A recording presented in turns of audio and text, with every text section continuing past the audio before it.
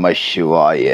நேயர்கள் எல்லாருக்கும் வணக்கம். இந்த வீடியோவில் 2024 வருடத்தோட கடைசி மாசமான டிசம்பர் மாச ராசி பலன் அப்படிங்கிறது தான் நம்ம பார்க்க போறோம். அதாவது குரோதி வருடம் கார்த்திகை மாசம் 16ஆம் தேதி ஞாயிற்றுக்கிழமை விருச்சிக லக்னத்துல பிரதமை திதியில இந்த டிசம்பர் மாசம் அப்படிங்கிறது பிறக்குது. இந்த மாசத்துக்கு உண்டான நவ கிரகங்களோட அமைப்பு ராசி மாற்றம் அப்படின்னு பாத்தீங்கன்னா, கிரகங்களோட ராஜா சூரியன் மாச தொடக்கத்துல விருச்சிக ராசியில இருக்காரு. 16ஆம் தேதி தனுசு ராசிக்கு போறாரு. செவ்வாய் இந்த மாசம் முழுக்க கடகராசியில நீசத்திலையும் இருக்காரு. மாசம் தொடங்கி 3ஆம் தேதி செவ்வாய் வக்கரம் அடைகிறாரு. இது ரொம்ப முக்கியமான ஒரு அமைப்பு. இதை நம்ம ரொம்ப துல்லியமா பார்க்கணும். அது மாதிரி புதன் விருச்சிக ராசியில் இருக்காரு. சுக்கிரன் தனுசு ராசியில் இருக்காரு. 18ஆம் தேதி மகர ராசிக்கு போறாரு. 30ஆம் தேதி கும்பராசிக்கு போறாரு. குரு பகவான் ரிஷபராசியில வக்கர நிலை அப்படிங்கிறதுல இருக்காரு. சனி பகவான் கும்பராசியிலையும், விஷப்பாம்பு ராகு மீனராசியிலையும், விஷமற்ற பாம்பு கேது கன்னிராசிலையும் இருக்காங்க. இதான் இந்த மாசத்துக்கு உண்டான கிரக அமைப்புகள் அப்படிங்கிறது. இல்லை முக்கியமான விஷயம் அப்படின்னு பார்த்தீங்கன்னா, கடகராசியில வக்கரத்திலையும் நீசத்திலையும் இருக்கிற செவ்வாய் கும்பத்தில் இருக்கிற சனியை பார்க்குறார். இந்த பார்வையால என்னென்ன நன்மைகள் யாருக்கு கிடைக்க போகுது, யாரெல்லாம் கொஞ்சம் கவனமா இருக்கணும் அப்படிங்கிறத துல்லியமா பார்த்துருவோம். கும்பராசி நேயர்களே, உங்களுக்கு இந்த டிசம்பர் மாசம் எப்படி இருக்கு அப்படின்னு பார்த்தீங்கன்னா, தொடர்ச்சியா நீங்க ஜென்மசனியோட ஆதிக்கம் அப்படிங்கிறதுல தான் இருக்கீங்க. அதுல எந்த விதமான மாற்று கருத்தும் நம்ம சொல்ல முடியாது. ஏன்னா அதை திரும்ப திரும்ப திரும்ப திரும்ப சொல்லி உங்களை பெருசாக புண்படுத்துறதுக்கு நமக்கு விருப்பம் கிடையாது. கஷ்டத்தில் இருக்கிறவங்களுக்கு அந்த கஷ்டம் அப்படிங்கிறது இன்னும் கொஞ்சம் இருக்குது, ஏதோ முக்கால் கிணறு தாண்டிட்டீங்க, இன்னும் கொஞ்சம் இருக்குது அப்படிங்கிறதால இந்த டிசம்பர் மாதத்தில் அது தொடருது அப்படிங்கிறதுல எந்த மாற்றமும் இல்லை. அதுமாரி குரு பகவானும் பார்த்தீங்கன்னா உங்களோட ராசியை பொறுத்த வரைக்கும் 4ஆவது வீட்டில் அர்த்தாஷ்டம குருவாக இருந்துக்கிட்டு வக்கரம் அடைஞ்சிருக்காரு.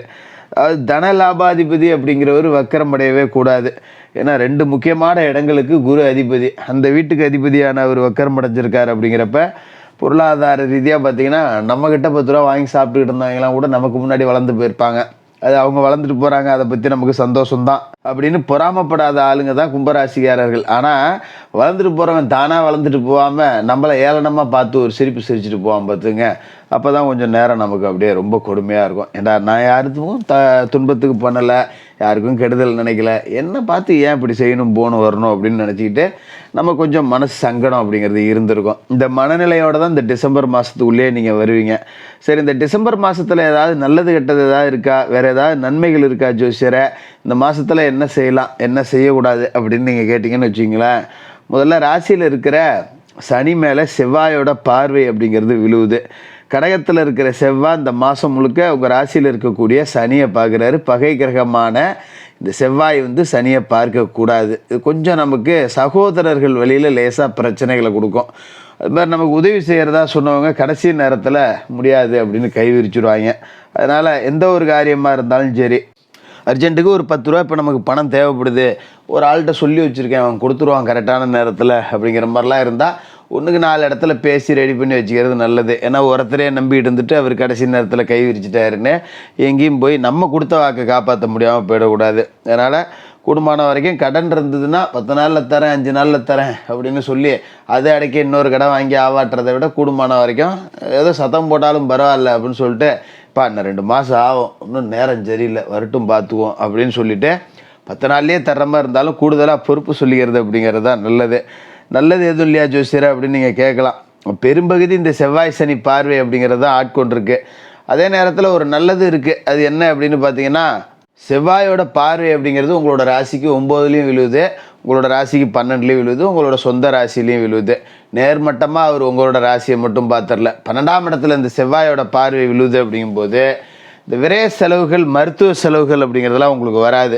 அது ஒரு சந்தோஷத்தை நமக்கு கொடுக்கும். பரவாயில்ல, ஆஸ்பத்திரின்னு கொண்டு போய் காசை கொட்டிக்கிட்டு இருந்தேன், காசு போனாலும் பரவாயில்ல, வீட்டில் ஒருத்தர் மாற்றி ஒருத்தர் முடியாமல் கிடக்கிறது எனக்கு எவ்வளோ சங்கடமாக இருக்குது தெரியுமா அப்படின்னு இருந்தவங்களுக்கெல்லாம் கொஞ்சம் அதுலேருந்து ஒரு ரிலீஸ் அப்படிங்கிறது கிடைக்கும்.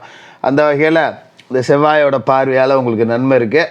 9ஆம் வீட்டில் செவ்வாயோட பார்வை விழுது அப்படிங்கும்போது அரசியல் ரீதியாக புது புது வாய்ப்புகள் உங்களுக்கு கிடைக்கும்.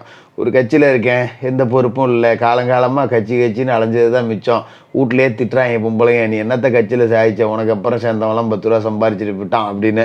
ஆனால் நம்ம சனி ஆதிக்கத்தில் பிறந்தவங்களாச்சே, அரசியல் பிழைத்தவருக்கு அறங்கூற்றாகும்னு நீதி நேர்மை பேசிக்கிட்டு எதுவும் சம்பாரிச்சிருக்க மாட்டோம். இன்ன வரைக்கும் அதுதான் நம்ம தொடர்ச்சியாக செய்வோமும் கூட. இப்போ என்ன பண்ணுவாங்கன்னா, ஒரு பதவி ஒன்று கிடைக்கும். சரி இப்போ ரொம்ப ஒரு நல்ல பிள்ளையாக இருக்காங்க, கட்சியை நல்லா பார்த்துக்கிறாங்க, பொறுப்பாக இருக்காங்கன்னு சொல்லிட்டு அதை வச்சு ஒரு கான்ட்ராக்ட் எடுத்து 10 ரூபா காசு பணம் சம்பாதிக்கலாம். இல்லை அது கூட முதலீடு போட காசு இல்லையா, ஏதோ கான்ட்ராக்ட் ஒன்று எடுத்து இன்னொரு ஆள்கிட்ட கைமாற்றி விட்டு இது மாதிரி ஒரு 10 ரூபா சம்பாதிக்கக்கூடிய வாய்ப்பு அப்படிங்கிறதும் இந்த காலகட்டத்தில் கிடைக்கும். அதுமாரி தந்தை வழி சொத்துக்கள் சில பேருக்கு கிடைக்கிறதுக்கு வாய்ப்பு இருக்குது. தந்தை வழி சொத்து ஒன்று இருந்து பாட்டை முப்பாட்டை சொத்து, அதில் ஒரு கேஸ் ஒன்று ஆகி போச்சு, பங்காளி ஒருத்தன் போட்டு வச்சுருக்கான் அப்படின்னு இருக்கவங்களுக்கெல்லாம் இப்போ கேஸ் ஜெயிச்சு உங்கள் சொத்து உங்கள் கைக்கு வந்துடும். அப்போ அதை ஏதோ ஒரு பக்கம் வச்சுக்கிட்டு நம்ம பண்ணையம் பண்ணலாம், இல்லை அதை விற்றுவிட்டு ஒரு 10 ரூபா கடை இருந்ததுன்னா அடைச்சிட்டு மீதி காசை வச்சுக்கிட்டு தொழில் பண்ணலாம், ஒரு வீடு கட்டலாம். இந்த மாதிரியான ஒரு அமைப்பு அப்படிங்கிறதையும் இந்த காலகட்டத்தில் உங்களுக்கு நிச்சயமாக கிடைக்கும். அதுமாதிரி மாதம் தொடங்கி 3ஆம் தேதியே செவ்வாய் வக்கரம், 3க்கும் 10க்கும் அதிபதியான செவ்வாய் வந்து வக்கரம் அடைகிறார். அப்படிங்கும்போது கொஞ்சம் நம்ம தொழில் பங்குதாரர்கள் இருப்பாங்க தெரியுங்களா, கூட யார் கூடயா பார்ட்னர்ஷிப்பாக பிஸ்னஸ் பண்ணிங்கன்னா அவங்க கொஞ்சம் நம்பிக்கைக்குரிய வகையில் நடந்துக்க மாட்டாங்க. நம்மளே அப்படியே ஏளனம் பேசுகிறது, ஏதோ அவங்க சம்பாரித்து நம்மகிட்ட கொடுக்குற மாதிரி பேசுவாங்க. அதுமாரி பார்த்திங்கன்னா உடன்பிறப்புகள் வகையில் கொஞ்சம் பஞ்சாயத்துகள் அப்படிங்கிறது வரும். இருந்தாலும் அதில் வெற்றி உங்களுக்கு காத்துக்கிட்டு இருக்கு. அப்போ பூர்வீக சொத்து பாகங்கள் பிரிக்கிறது போகிறது வர்றதுன்னா இந்த மாதத்தை பயன்படுத்தி பிரிச்சுக்கலாம். பொது வாழ்க்கையில் இருக்கிறவங்களுக்கு நல்லபடியாக இருக்கும். நான் ஏற்கனவே சொன்ன மாதிரி அரசியல் ரீதியாக 10 ரூபா காசு சம்பாதிக்கக்கூடிய வாய்ப்பு இருக்குது. இதுமாரி சொந்த தொழில், ஒரு கடை வச்சுருக்கேன், ஒரு வியாபாரம் பண்ணுறேன், ஒரு சில்லறை வர்த்தகம் பண்ணுறேன், ஒரு மளிகை கடை வச்சுருக்கேன், காய்கறி கடை வச்சுருக்கேன் அப்படிங்கிறவங்களுக்கு வியாபாரம் நல்லாயிருக்கும் இந்த மாதத்தில். ஏதோ தினம் ஒரு 2000 கல்லா கட்டுறவங்க ஒரு 3000 கல்லா கட்டலாம். அப்போ 500 லாபத்தில் இருந்ததுடா, இப்போ 750 ஆயிருக்கு, 10 ரூபா கூடுதலாக தான் கிடச்சிருக்கு, சந்தோஷம் அப்படிங்கிற அளவுக்கு வியாபாரத்தில் நல்ல முன்னேற்றம் அப்படிங்கிறது இருக்கும். இதுமாரி மாதம் தொடங்கி 3ஆம் தேதி விரயஸ்தானத்துக்கு சுக்கிரன் வர்றாரு. அப்போ சுக்கிரன் யாருன்னு பார்த்தீங்கன்னா உங்களோட ராசிநாதன் சனி பகவானுக்கு நட்பு கிரகம் தான். அவர் வந்து விரயஸ்தானத்துக்கு வராரு அப்படின்னா சுப விரய செலவுகளை தான் கொடுப்பாரு. அதனால் சுக்கிரனை பார்த்து நீங்கள் பெருசாக பயப்பட வேண்டியதில்லை. அதுமாரி தொழில் ரீதியாக கடந்த காலகட்டத்தில் ஏதாவது நட்டம் அடைஞ்சிருந்தீங்க அப்படின்னா அதை சரி கட்டக்கூடிய வாய்ப்பு கொடுப்பாரு. ஒரு 10,000 முதல்ல போட்டு காலி பண்ணிட்டையா, என்ன பண்ணுறதுன்னு தெரில அப்படின்னு உங்களுக்கு இப்போ ஒரு 10,000 முதல்ல போட்டு 20,000 சம்பாதிக்கக்கூடிய வாய்ப்பு அப்படிங்கிறதையும் சுக்கிரன் கொடுப்பாரு. அதுமாதிரி சில பேருக்கு இடமாற்றம், ஊர் மாற்றம், இது தொடர்பான செய்திகள் அப்படிங்கிறதெல்லாம் வரும். பிள்ளைகளோட மேல் படிப்பு சம்மந்தமாக எங்கேயாவது வெளியில் போகிற மாதிரி இருக்கும். இப்படி பலவிதமான நன்மைகள் அப்படிங்கிறதும் உங்களுக்கு கிடைக்குது. அதில் எந்த விதமான மாற்றமும் இல்லை. அதுமாதிரி உங்களோட ராசியை பொறுத்த வரைக்கும் தொழில்ஸ்தானத்தில் புத ஆதித்ய யோகம் இருக்குது. அப்போ கல்வி சார்ந்த தொழில்கள் அப்படிங்கிறது ரொம்ப நல்லபடியாக இருக்கும். ஒரு பள்ளிக்கூடத்தை நம்பி தொழில் பண்ணுறேன், நோட்டு புத்தகம் வச்சுட்ருக்கேன், இல்லை காலேஜ் வாசலில் ஒரு கடை வச்சுருக்கேன், இந்த மாதிரி கல்வித்துறை சார்ந்து தொழில் செய்யக்கூடியவர்களுக்கு பெரிய வெற்றி வாய்ப்பு அப்படிங்கிறது இருக்குது. அதோட சூரிய பெயர்ச்சிக்கு பிறகு லாபஸ்தானத்துக்கு சூரியன் வந்துடுவார் அப்படிங்கிறது இன்னும் கூடுதல் சிறப்பு தான். அப்போ இந்த மாதத்தோட முற்பகுதியை விட பிற்பகுதி நல்லாயிருக்கும். முற்பகுதியில் வரக்கூடிய கெடுதல், சின்ன சின்ன பிரச்சனைகள் அப்படிங்கிறத அப்படியே மொல்ல கடந்து வந்துட்டிங்கன்னா இந்த மாதம் முடிகிறப்ப உங்களுக்கு நல்ல மாதமாகவே இருக்கும். சனிக்கிழமையில் சனி பகவானுக்கு எள்ளு விளக்கு போடுங்க. ஏழைப்பாளைகளுக்கு நம்ம கையில் உள்ள 10 ரூபாயை ஏதாவது கொடுத்து உதவி, ஒரு சாப்பாடு வாங்கி கொடுக்கறது, இல்லை ஒரு குளிரில் படுத்துருக்கவங்களுக்கு ஒரு போர்வை வாங்கி கொடுக்கறது, இந்த மாதிரி ஏதாவது உதவிகளுங்கிறத செய்யுங்க. இந்த டிசம்பர் நல்லாயிருக்கும். கும்பராசிக்காரர்களுக்கு வாழ்த்துக்கள்.